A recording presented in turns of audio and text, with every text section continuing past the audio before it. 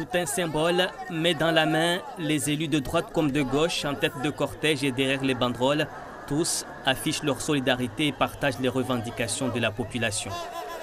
La population inquiète a besoin de voir que tous les dirigeants de notre territoire sont unis pour la cause qui a toujours été celle défendue par nos parents, c'est-à-dire notre liberté dans la France.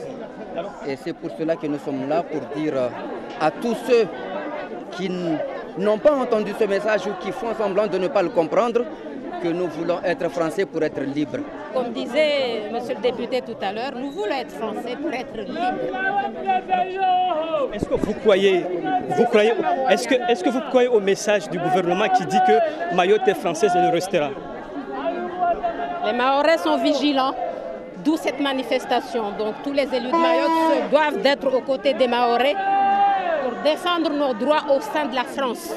C'est une grosse inquiétude que tout le monde, tous les Mahorais qui se sont battus depuis des années, aujourd'hui qui est de rumeur ou pas rumeur, mais quand même c'est inquiétant.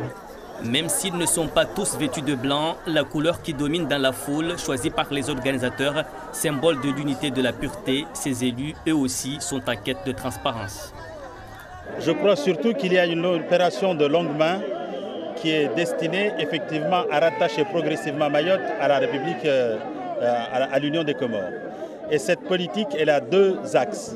La première, c'est de surpeupler Mayotte par des clandestins qu'on régularise à l'appel et à l'échelle industrielle à la préfecture, d'un côté, et de l'autre, favoriser effectivement cette histoire de communauté de l'archipel pour qu'ensuite, petit à petit, les Mahorais en fait apprennent à vivre ensemble avec les Comoriens. Les Mahorais n'en veulent pas. Et jusqu'à aujourd'hui, il n'y a pas eu de... Malgré les différents engagements qui ont été pris, il n'y a pas grand-chose qui se fait, notamment concernant la reconduite à la frontière, qui est l'un des piliers de la manifestation qui a eu lieu il y a quelques mois, quelques semaines, je vais dire. Communauté de l'archipel, feuille de route et coopération régionale, ce sont les trois principales problématiques en ligne de mire. La balle est désormais dans le camp diplomatique Paris-Moroni.